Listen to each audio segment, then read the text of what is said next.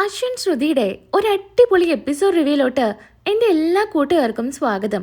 ശ്രുതി അങ്ങനെ അശ്വിനെ തെരഞ്ഞു നടക്കുക. എല്ലായിടത്തും നോക്കുന്നുണ്ട്. ശ്രുതിയുടെ കൂടെ പ്രീതിയും ആകാശും കാണും. എല്ലായിടത്തും അന്വേഷിക്കുമ്പോഴും അശ്വിനെ ആരും തന്നെ കണ്ടിരിക്കില്ല. ഫോട്ടോയൊക്കെ കാണിച്ച് അന്വേഷിക്കുന്നുണ്ട്. എന്നാ ശ്രുതി കരഞ്ഞുകൊണ്ട് ആകാശിന്റെ അടുത്ത് പറയുന്നുണ്ട്, ആകാശ് സാറേ, എനിക്കെന്തോ പേടിയാവുന്നുണ്ട്. ഇനിയിപ്പോ എന്തെങ്കിലും പ്രശ്നം ഉണ്ടാവോ? പേടിക്കാതിരിക്കെ ശ്രുതി, ഒരു കുഴപ്പം ഉണ്ടായിരിക്കില്ല. വിഷമിക്കാതിരിക്കെ, നമുക്ക് ഇവിടെയൊക്കെ അന്വേഷിക്കാം. അങ്ങനെ ഫോട്ടോയൊക്കെ കാണിച്ചു കൊടുത്ത് വീണ്ടും അന്വേഷിക്കുന്നുണ്ട്. അപ്പോഴായിരിക്കും ആദ്യം പ്രീതിയും ശ്രുതിയും ആകാശം പോയി അന്വേഷിച്ച സ്ഥലത്ത് അശ്വിനെ ശ്രുതി കണ്ടിരുന്നല്ലോ. അശ്വിനെ ചേർത്ത് പിടിക്കുകയും ചെയ്തതാ. പുറകിലൂടെ വന്ന് മുഖം പൊത്തി ബോധം കെടുത്തിയിട്ടാണ് അശ്വിൻ അവിടെ നിന്ന് ശ്യാം കൊണ്ടുപോയത്. അവിടെ വെച്ച് ഗുണ്ടയെ കണ്ടിരുന്നു ശ്രുതി. അയാൾ അവിടെ ഇരുന്ന് മദ്യപിക്കുന്നത് ശ്രുതി കാണുന്നുണ്ട്. ആകാശിന്റെ അടുത്ത് പറയുന്നുണ്ട്, ആകാശേ, ഇത് ഞാൻ അവിടെ കണ്ട ആ ഗുണ്ടയാ. അവനോട് ചോദിച്ച കാര്യങ്ങൾ അറിയും. ആകാശും പ്രീതിയും ശ്രുതിയും ചേർന്ന് അവന്റെ അടുത്തോട്ട് ചെല്ലുന്നുണ്ട്. ആകാശ് നല്ല കണക്കിന് അടിയും കൊടുക്കുന്നുണ്ട്. കള്ളും കുടിച്ച് അബോധാവസ്ഥയിലായിരിക്കും. പറയടാ, എന്റെ ഏട്ടൻ എവിടെ? എന്റെ ഏട്ടന് നീ എന്താ ചെയ്തത്? പറയടാ എന്നും പറഞ്ഞ് വീണ്ടും വീണ്ടും അടിക്കുന്നുണ്ട്. ഏട്ടൻ, നിന്റെ ഏട്ടനെ എപ്പോഴും മരിച്ചുപോയി. ഞങ്ങളെ കുഴിച്ചിട്ടു എന്ന് പറയുന്നു. ഇത് കേൾക്കുന്നതും ശ്രുതിക്ക് താങ്ങാനാവുന്നുണ്ടായിരിക്കില്ല. ശ്രുതി പൊട്ടിക്കരയുന്നുണ്ട്. പ്രീതി സമാധാനിപ്പിക്കുന്നുണ്ട്. എന്നാ അതിലൊന്നും ശ്രുതി വിശ്വസിക്കുന്നുണ്ടായിരിക്കില്ല. അശ്വിന് ഒരു കുഴപ്പം ഉണ്ടായിരിക്കില്ല എന്ന് തന്നെ വിശ്വസിക്കുന്നുണ്ട് ശ്രുതി. ആകാശ് സാറേ, ഒരു കുഴപ്പം ഉണ്ടായിരിക്കില്ല, നമുക്കൊന്നും കൂടെ അന്വേഷിക്കാം. അങ്ങനെ എല്ലാവർക്കും ഫോട്ടോ കാണിച്ചു കൊടുക്കുന്നു. അശ്വിന്റെ ഫോട്ടോ ആയിരിക്കും എല്ലാവർക്കും കാണിച്ചു കൊടുക്കുന്നത്. പിന്നീടായിട്ട് ശ്രുതി പറയുന്നുണ്ട്, ആ ശ്യാമ ഇതിന് പുറകിലെന്നാ എനിക്ക് തോന്നുന്നേ. അതുകൊണ്ട് ഇനി ശ്യാമിന്റെ ഫോട്ടോ കാണിച്ചു കൊടുക്കാം. അതിന് അവന്റെ ഫോട്ടോ നമ്മുടെ കയ്യിലില്ലല്ലോ. ചേച്ചി, അന്ന് അമ്പലത്തിൽ വെച്ച് നമ്മൾ സെൽഫി എടുക്കുന്ന സമയത്ത് അവൻ പുറകിലുണ്ടായിരുന്നില്ലേ? ആ ഫോട്ടോ ചേച്ചിയുടെ കയ്യിലില്ലേ? ആ, അതുണ്ട്. അത് കാണിച്ചു കൊടുത്താൽ മതി. എല്ലാവർക്കും കാണിച്ചു കൊടുക്കുന്നു. അവരാരും കണ്ടു കാണില്ല.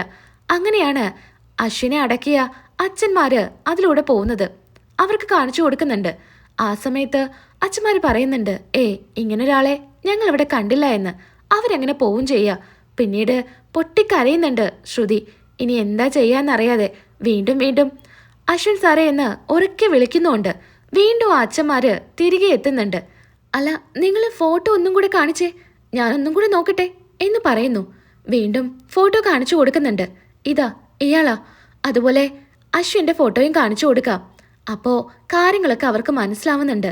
ഇയാളെ ഞാൻ ഇവിടെ വെച്ച് കണ്ടിട്ടുണ്ട്. ശ്യാമിനെ നോക്കിയാണ് പറയുന്നത്. അടുത്ത ഫോട്ടോ നോക്കി പറയുന്നുണ്ട്, അത് ഇയാളെയാ കുറച്ചു മുൻപേ ഇവിടെ അടക്കിയിരുന്നത്. ഇത് കേട്ടാണെങ്കിൽ ശ്രുതി പൊട്ടിക്കരയുന്നുണ്ട്. എവിടെയാ എവിടെയാ അടക്കിയത്? ഞങ്ങൾക്കൊന്ന് കാണണം. എവിടെയാ സ്ഥലം എന്നും പറഞ്ഞ് ശ്രുതിയും ആകാശും പ്രീതിയും അങ്ങോട്ട് ഓടുന്നുണ്ട്. 3 പേരെ ഒരേ സമയത്ത് അടക്കിയതാ. അതുകൊണ്ട് അവർക്ക് ഏതില വെച്ചെന്ന് ഓർമ്മയുണ്ടായിരിക്കില്ല. കല്ലറ തുറക്കാനായിട്ട് ആളെ വിളിക്കുന്നുണ്ട്. അതിനു മുൻപേ ശ്രുതിയും അശ്വിനും പ്രീതിയും ചേർന്ന് മണ്ണെല്ലാം മാന്തി ഇളക്കുന്നുണ്ട്. 3 എണ്ണം ഒരുപോലെ തുറക്കാം എന്നാണ് കരുതുന്നത്. ആദ്യത്തെ പെട്ടിയില് അശ്വിൻ ആയിരിക്കില്ല. വീണ്ടും ബാക്കി പെട്ടികളെല്ലാം തുറക്കുന്നുണ്ട്. ഒരേപോലെ എല്ലാം തുറക്കുന്നു. അങ്ങനെ അശ്വിനെ കിട്ടുന്നുണ്ട്. അശ്വിനെ വേഗം തന്നെ പുറത്തോട്ട് എടുക്കുന്നുണ്ട്. മരിച്ചെന്ന് തന്നെയാ ശ്രുതിയും ആകാശും ഒക്കെ കരുതുന്നത്. എന്റെ ഏട്ടൻ എന്തെങ്കിലും സംഭവിച്ചാല് അവനെ ഞാനുണ്ടല്ലോ, ആ ശ്യാമിനെ, അവനെ ഞാൻ വെറുതെ വിടില്ല എന്നൊക്കെ ഇങ്ങനെ പറയുന്നുണ്ട് ആകാശ്. അങ്ങനെ തട്ടി വിളിക്കുന്നു, കൃത്രിമ ശ്വാസം കൊടുക്കുന്നു. ഒക്കെ ചെയ്യുമ്പോൾ അശ്വിന് ഒന്ന് ചുമക്കുന്നുണ്ടായിരിക്കും. അങ്ങനെ മരിച്ചിട്ടില്ല എന്ന് ഉറപ്പാവാണ്. പെട്ടെന്ന് അച്ഛൻ പറയുന്നുണ്ട്, നിങ്ങളൊരു കാര്യം ചെയ്യേ, ആംബുലൻസിന് വേണ്ടി വെയിറ്റ് ചെയ്യണ്ട. ഇവിടെ അടുത്ത് തന്നെ ഹോസ്പിറ്റലുണ്ട്. വണ്ടിയെ കയറ്റി വേഗം തന്നെ കൊണ്ടുപോക്കോ എന്നും പറഞ്ഞ് ശ്രുതിയെയും പ്രീതിയെയും അശ്വിനെയും പറഞ്ഞു വിടുവാണ്.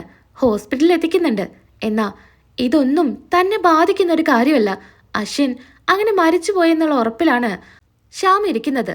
അന്നത്തെ ദിവസം രാത്രി മൊത്തം ഇക്കാര്യത്തിന് വേണ്ടി പുറത്തായിരിക്കും. പിന്നീട് വാക്കിങ്ങിന് പോയി തിരിച്ചു വരുന്ന രീതിക്ക് ശ്യാം വരുന്നുണ്ട്. അല്ല, ശ്യാമേട്ടൻ കുളിച്ചോ? ആ, ഞാൻ നല്ലപോലെ ക്ഷീണിച്ചു. അപ്പൊ പിന്നെ നമ്മുടെ ക്വാർട്ടേഴ്സിലുള്ള ബാത്റൂമിൽ തന്നെ കുളിച്ചിട്ട് പോന്നതാ. അഞ്ജലിയുടെ സീമന്ത ചടങ്ങിന് ഒരുക്കാനുള്ള ആൾക്കാരൊക്കെ ഇപ്പൊ ഇങ്ങോട്ട് എത്തും. അതുപോലെ വീടൊക്കെ ഒന്ന് ഡെക്കറേഷൻ ചെയ്യണ്ടേ, അവരിപ്പോ വരും. അല്ല അഞ്ജലി, അശ്വിനെ വിളിച്ചിട്ട് കിട്ടുന്നില്ലല്ലോ, സ്വിച്ച് ഓഫാ. ഞാൻ വിളിച്ചപ്പോഴും അങ്ങനെ തന്നെയായിരുന്നു. എന്നാ ഞാൻ ശ്രുതിക്ക് വിളിച്ചപ്പോ അവള് പറഞ്ഞത് അശ്വിന്റെ ഫോണ് നിലത്ത് വീണ് പൊട്ടിയെന്നാ. എന്തെങ്കിലും ആവശ്യമുണ്ടെങ്കിൽ പ്രീതിയുടെയോ അതുപോലെ ആകാശിന്റെയോ ശ്രുതിയുടെയോ ഫോണിലോട്ട് വിളിച്ചാൽ മതിയെന്നാ പറഞ്ഞത്. അവര് കറക്റ്റ് സമയത്ത് എത്തില്ലേ. മോളെ അഞ്ജലി, ഫംഗ്ഷന് മുൻപേ ആകാശിനോടും പ്രീതിയോടും അതുപോലെ അശ്വിനോടും ശ്രുതിയോടൊക്കെ ഇങ്ങോട്ട് എത്താൻ വേണ്ടി പറയണം. ഇനി എന്തൊക്കെ തിരക്കാണെങ്കിലും. ആ മുത്തശ്ശി, ഞാൻ പറഞ്ഞോളാം. ഞാൻ എന്തായാലും ശ്രുതിക്കൊന്ന് വിളിക്കുന്നുണ്ട്. അങ്ങനെ ശ്രുതിക്ക് ഫോൺ ചെയ്യുമ്പോൾ എടുക്കുന്നുണ്ടായിരിക്കില്ല. എന്നാ ശ്യാമിങ്ങനെ മനസ്സ് പറയുന്നുണ്ട്, എൻ്റെ അഞ്ജലി, ഇനി നിന്റെ അനിയൻ ഇങ്ങോട്ട് വരാനേ പോകുന്നില്ല. നിന്റെ ഈ ചടങ്ങ് അത് നടക്കൂല. അതിനു മുൻപേ നിന്നെയും നിന്റെ വയറ്റിലെ കുഞ്ഞിനെയും ഞാൻ ഇല്ലാതാക്കിയിരിക്കും എന്നൊക്കെ ശ്യാം ഇങ്ങനെ പറയുന്നു. എന്നാ അഞ്ജലി ശ്രുതിയുടെ ഫോണിക്ക് വീണ്ടും വീണ്ടും വിളിക്കുന്നുണ്ട്. അഞ്ജലിക്ക് എന്തൊക്കെയോ സങ്കടങ്ങളൊക്കെ തോന്നുന്നുണ്ട്. അഞ്ജലി റൂമില് സങ്കടപ്പെട്ടിരിക്കുന്ന സമയത്ത് അങ്ങോട്ടേക്ക് ശ്യാം വരുന്നുണ്ട്. ആ, എന്താ രാജകുമാരി ഇങ്ങനെ സങ്കടപ്പെട്ടിരിക്കുന്നേ? ഒരുങ്ങൊന്നും വേണ്ടേ? ഫംഗ്ഷന് സമയമായി. അത് ഞാൻ ഒരുങ്ങിക്കോളാം. ശ്രുതിയുടെ വീട്ടിൽ നിന്ന് അവളുടെ അമ്മയും അച്ഛനും അമ്മായിയൊക്കെ വരുന്നുണ്ട്. അതിനുശേഷം ഞാൻ ഒരുങ്ങിക്കോളാം. അതിനൊന്നും വെയിറ്റ് ചെയ്യണ്ട, നീ പോയി ഒരുങ്ങിക്കോ. വേണ്ട ശ്യാമേട്ടാ, എൻ്റെ മനസ്സിന് ഒരു സമാധാനമില്ല. അല്ലെങ്കിലും നീ വലിയ സ്നേഹനിധിയായിട്ടുള്ള ചേച്ചിയല്ലേ. അനിയൻ എന്നേക്കുമായിട്ട് പോയതല്ലേ. നിനക്ക് എന്തെങ്കിലുമൊക്കെ തോന്നലൊക്കെ ഉണ്ടായിരിക്കും. അല്ല, എന്താ ശ്യാമേട്ടൻ പറയുന്നേ? അല്ല, ഒന്നുമല്ല. നീ എന്തായാലും ഒന്നും ഓർത്ത് വിഷമിക്കണ്ട. അല്ല ശ്യാമേട്ടാ, അശ്വിനെയും ശ്രുതിയെയും ഒന്നും കാണുന്നില്ല. എൻ്റെ മനസ്സിന് എന്തോ വല്ലായ്മ പോലെ. എത്ര സന്തോഷിക്കാൻ ശ്രമിച്ചിട്ടും എനിക്കതിന് പറ്റുന്നില്ല. ഈ സമയത്ത് നീ ഇങ്ങനെ സങ്കടപ്പെടാൻ പാടോ? നമ്മുടെ കുഞ്ഞിനല്ലേ അത് ദോഷം. കുറച്ചു ദിവസം കൂടെ കഴിഞ്ഞാല് നമ്മുടെ കുഞ്ഞ് പുറത്തു വരില്ലേ? അതെ, ശ്യാമേട്ടന് കുഞ്ഞിനെ കാണാൻ ധൃതിയായോ? പിന്നെ എനിക്ക് ഒരുപാട് ആഗ്രഹമുണ്ട് നമ്മുടെ കുഞ്ഞിനെ കാണാനായിട്ട്. ഇനി കുറച്ച് ദിവസം കൂടെയല്ലേ ഉള്ളൂ. അത് കഴിഞ്ഞാ കുഞ്ഞിനെ ഞാൻ അങ്ങ് തരും ശ്യാമേട്ടൻ്റെ കയ്യില്. പിന്നെ കുഞ്ഞും ശ്യാമേട്ടനും, നമ്മൾ 3 പേരും ആ ലോകത്ത് നമുക്ക് സന്തോഷമായിട്ട് ജീവിക്കണം. അതെ അതെ, എന്തായാലും നീ പോയിട്ട് ഫ്രഷ് ആവ്. അതിനുശേഷം ഫംഗ്ഷൻ ഒരുങ്ങേണ്ട കാര്യങ്ങളൊക്കെ നോക്ക്. സമയമില്ല. കറക്റ്റ് സമയത്ത് അശ്വിനും പ്രീതിയും ആകാശമൊക്കെ എത്തിയിരിക്കും. നീ എന്തായാലും സങ്കടപ്പെടണ്ട എന്നൊക്കെ പറഞ്ഞ് അഞ്ജലിയെ പറഞ്ഞു വിടുന്നു. എന്നാ ശ്യാമ ഒരു വിഷക്കുപ്പി എടുക്കുന്നുണ്ട്. എന്നിട്ട് പറയുന്നുണ്ട്, ഇതാ, ഇത് നിന്റെ വയറ്റില് ഇപ്പൊ എത്തും. അതിനുശേഷം നീയും ഉണ്ടാവില്ല, നിന്റെ കുഞ്ഞും ഉണ്ടാവില്ല. രണ്ടും അശ്വിനെ പറഞ്ഞു വിട്ട സ്ഥലത്തോട്ട് ഞാൻ പറഞ്ഞു വിടില്ലേ. കുറച്ചു നേരത്തെ ആയുസേ നിങ്ങൾക്കുള്ളൂ എന്ന് ശ്യാം ഇങ്ങനെ പറയുന്നുണ്ട്. ശ്യാമിന്റെ മനസ്സിൽ അത്രയേറെ ദുഷ്ടതയായിരിക്കും. അങ്ങനെയായിരിക്കും മനോരമ അങ്ങോട്ട് വരുന്നത്. മനോരമ ചോദിക്കുന്നുണ്ട്, എടാ, നിന്റെ മനസ്സിലിരിപ്പ് എന്താ? നിന്നെ കാണുമ്പോൾ തന്നെ എനിക്ക് പേടിയാവുക. ആകാശ് എവിടെ? നിന്നോട് ഞാൻ പറഞ്ഞതല്ലേ ആകാശിനൊരു കുഴപ്പമുണ്ടാവരുതെന്ന്. ഞാൻ നിങ്ങളുടെ ആകാശിനെ ഒന്നും ചെയ്തിട്ടില്ല. പിന്നെ കയ്യിലിരിപ്പ് കുറച്ച് നന്നാവണം. എടാ, നീ എൻ്റെ മോനെ എന്താടാ ചെയ്തത്? ഓ, നിങ്ങൾക്ക് നിങ്ങളുടെ മോനെ എന്നുള്ള വിചാരം മാത്രമല്ലേ ഉള്ളൂ. എടാ, നീ എന്താ ഇങ്ങനെയൊക്കെ സംസാരിക്കുന്നേ? നീ എന്തൊക്കെയാ ചെയ്തു വെച്ചിരിക്കുന്നേ? എന്തായാലും ആൻറ്റിക്ക് സന്തോഷം തരുന്ന കാര്യങ്ങൾ തന്നെയാ ഞാൻ ഇതുവരെ ചെയ്തിട്ടുള്ളത്. ഇനി അങ്ങോട്ട് ചെയ്യാൻ പോകുന്നതും അങ്ങനെ തന്നെയാ. അശ്വിനെ ഞാൻ അങ്ങ് തീർത്തു, അങ്ങ് കുഴിച്ചിട്ടിട്ടുമുണ്ട്. ഇനി അവൻ ജീവനോടെ ഇങ്ങോട്ട് വരില്ല. ഇത് കേട്ട് മനോരമ ഞെട്ടുന്നുണ്ട്. എടാ, നീ അശ്വിനെ കൊന്നെന്നോ? നീ എന്തൊക്കെയാടാ പറയുന്നേ? നിനക്ക് എങ്ങനെയാ അങ്ങനെയൊക്കെ ചെയ്യാൻ മനസ്സ് വന്നേ? അവൻ ജീവനോടെ വന്നാലേ എൻ്റെ പ്ലാൻ ഒന്നും നടക്കില്ല. അതുകൊണ്ടാ ഞാൻ ഇങ്ങനെ ചെയ്തത്. പിന്നെ അഞ്ജലിയുടെ കാര്യത്തിലും ഞാനിപ്പോൾ തീരുമാനം ഉണ്ടാക്കും. അവളുടെ വഴിക്ക് കിടക്കുന്ന കുഞ്ഞിൻ്റെ കാര്യത്തിലും.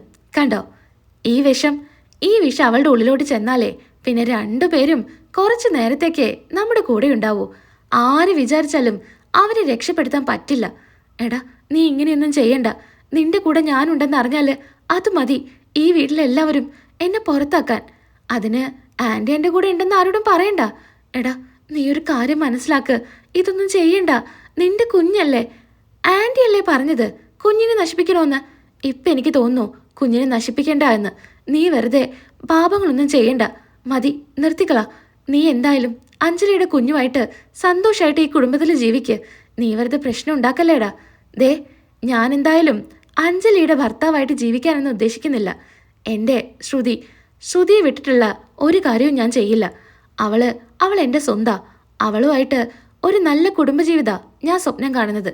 അതുകൊണ്ട് ഇനി ആൻറ്റിയല്ല ആര് പറഞ്ഞാലും ഇതിൽ നിന്ന് ഞാൻ പിന്മാറില്ല എന്ന് ശ്യാം പറയുന്നുണ്ട്. അവിടെ നിന്ന് ശ്യാം പോകുന്നു. എന്നാ മനോരമയ്ക്ക് സഹിക്കാൻ പറ്റുന്നുണ്ടായിരിക്കില്ല. അങ്ങനെ ഇന്നത്തെ എപ്പിസോഡ് ഞാൻ ഇവിടെ വെച്ച് നിർത്തുന്നു. വീഡിയോ ഇഷ്ടമായാൽ ഒന്ന് ലൈക്ക് ചെയ്തേക്കുക. സബ്സ്ക്രൈബ് ചെയ്യാത്ത കൂട്ടുകാരുണ്ടെങ്കിൽ ഒന്ന് സബ്സ്ക്രൈബും ചെയ്തേക്കുക. നാളെ നമുക്ക് വീണ്ടും കാണാം. ബൈ.